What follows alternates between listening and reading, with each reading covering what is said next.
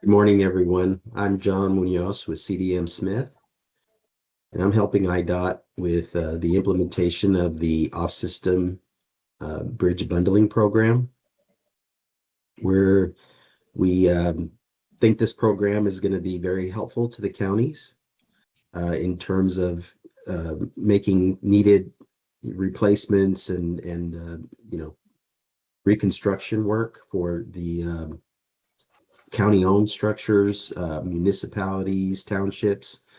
So there's going to be a lot of opportunity with the utilization of IDOT funding and IDOT resources to get these much needed improvements in place across the state of Illinois. Today we're going to be talking about, we're going to give you an update. This is an update. Today's meeting is a follow-up from a November 4th webinar where we introduced the concept of bundling and for these off-system structures. And so we're going to give you a stakeholder engagement update on where we've been and where we're going. GIS-based screening tool input instructions. We've developed a GIS-based screening tool. This tool will facilitate, we hope, and we put a lot of work into it, and we're willing to put more work into it to make it the most helpful for you in terms of getting this much needed input completed in a timely manner. We're going to give you a schedule update on what the next steps are for completion of this, at least the identification process of the bundles that would be moving forward in the IDOT MYP planning programming process. And then we're going to talk a little bit about next steps for the counties and for IDOT. First, we're going to talk a little bit about stakeholder engagement. As I mentioned, the counties had a webinar we had a webinar for counties to address questions during the webinar, as well as through a Mentimeter online survey tool that was asked some specific questions, asked some very open-ended questions to just try and make sure we were on the right track with the program and our approach to identifying structures and bundles. Today is the 19th of December, and we're having our kickoff meeting. We think we have the GIS-based screening tool, which is going to facilitate the capture of data needed in order to identify the appropriate structures for this bundling program. And then we're going to have, starting in January 7th, I think, is our first meeting, where we're just going to have kind of office hours where the counties are going to be able to call in, and we're going to get feedback from them in real time. We know that you'll have some questions today. We're going to allow time for that today, but there'll be questions once you get into it, obviously. And we've set up time each week in the month of January, starting January the 7th, to meet with you to just answer questions. Industry webinar. We're gonna also do outreach to the industry, engineering firms and construction firms that may be interested in bundling these off-system structures in this program, as well as a DBE and small business webinar on January 31st.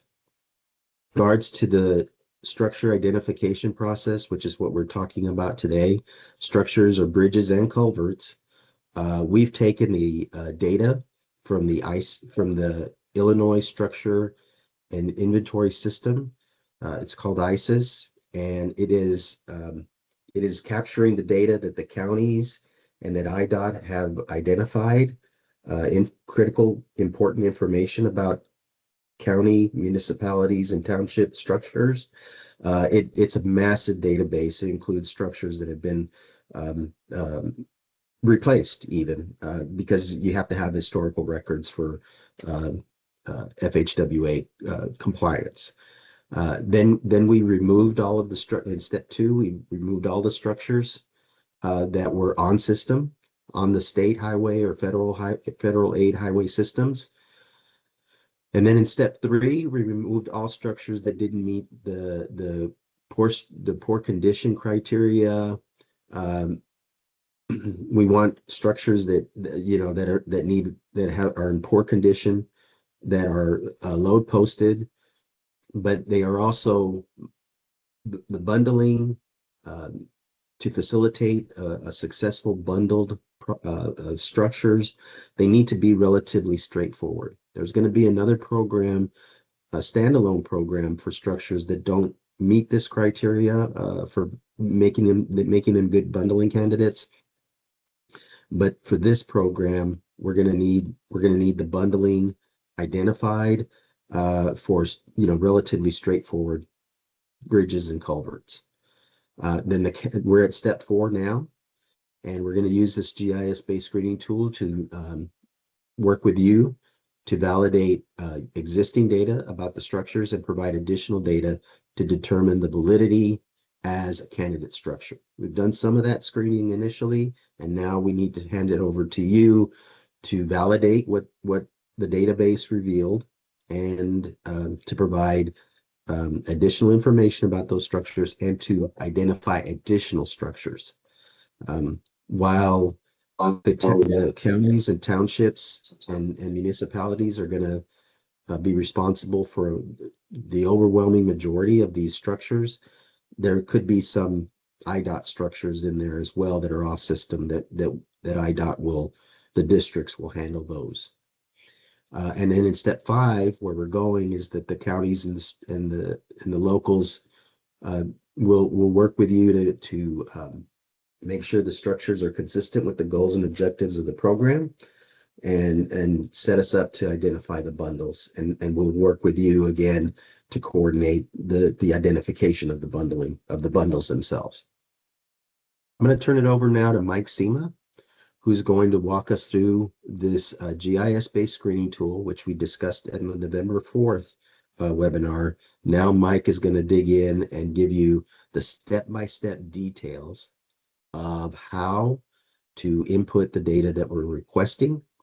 In addition to that, after this webinar, we are going to distribute instructions that Mike's going to talk about right now. But there's also written instructions that are going to follow today's webinar, so that you have written tools and you'll be able to review this video at a later date, even if you need to. It's being recorded, and you'll be able to review it again later if you need additional guidance. Mike, I'll turn it over to you. Good morning, everyone. As John said, this is a GIS tool that you should be able to see here now on the screen that we developed to put a good amount of work into it. Starting with over 50,000 records out of the GIS system, and then we've gone in and culled them out to get to this group. And that initial screening, we first we pulled out all structures that were on the off system roadways only, because that's what this money is for, and that's what this project is for. And only structures that meet the MBI requirements for a structure. That means they have to be greater than 20 feet in length. So if you see something that's missing, if it's less than 20, it's not going to be there. And only structures that were less than and equal to 400 foot in length as well. So if you have one really big one, you say, why is it not there? Well, we took out the really larger structures, like those over 400, because they're quite often better done as standalone projects. And another criteria we put in there with no spans greater than 150 feet on the existing structures. We also took out all structures that were over navigable waterways, either carried or went over railroads, because of the lovely, back and forth we can quite often get into with the railroads. It slows projects down. We didn't want to have that involved here. And we took all the historical structures out. And from those, as John was saying, we took structures that had deck, super, sub, or culvert ratings, NBIS ratings of 4 and below, and NBIS ratings of waterway adequacy of 3 and below. And then with that, we also pulled all the structures that are load posted for less than legal loads. And that's how we got to this number of 1,737 structures that you see down here. And that's what's shown with all these dots right here. Now you can see the map divided by the districts, because I wanted to leave here so you can see all the districts divided here, as well as the counties.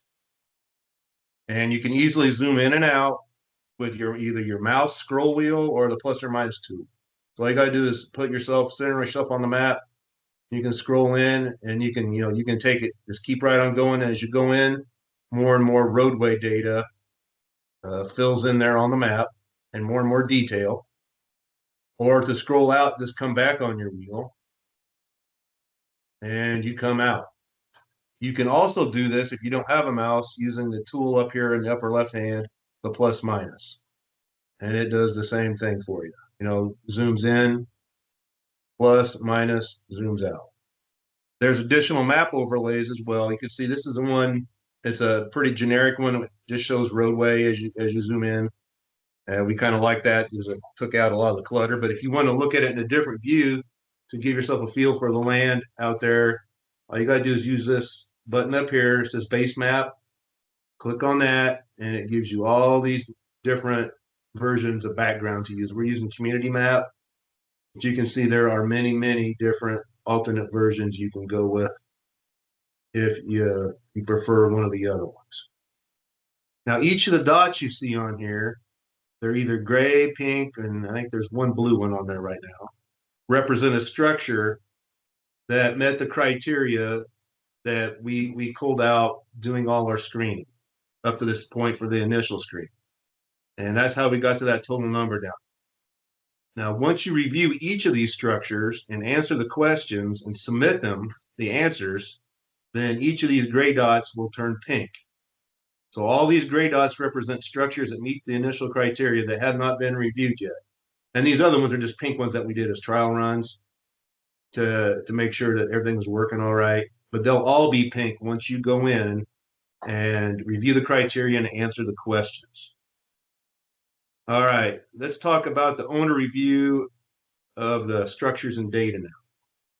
Once you get to where you want to be on the map, now each of you, you're only responsible for a particular county or municipality perhaps, but let's use for an example here in District 6, Macoupin County. So let's zoom in on that.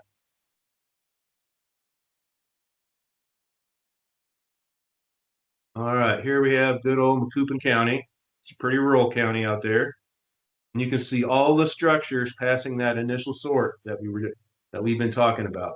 All these structures meet those criteria. And you want to click on each of these gray dots one at a time and review the existing data shown and answer the questions for each structure. So let's start out. Let's look at one here. There's one up there towards the upper reaches of Bear Creek. So we click on that, and there's a box will pop up with data. So it gives you the structure number, county, the district, who the owner is and has maintenance responsibility. It says township or the road district. This carries TR 187, and it crosses Bear Creek. Coming down, deck super subs are all ends because this is a culvert. And the culvert condition is a